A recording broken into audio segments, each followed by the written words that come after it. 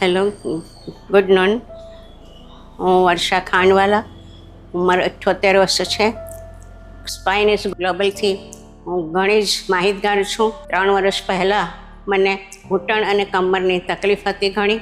ત્યારે મેં ડૉક્ટર નીરજ સરને બતાવ્યું અને એમણે અહીંયા સારવાર લેવા કહ્યું. હાલમાં હવે પહેલાં 2.5 મહિનાથી મને મારો જમણો હાથ સખત જકડાઈ ગયેલો, ખભો બી ફ્રોઝન થઈ ગયેલો.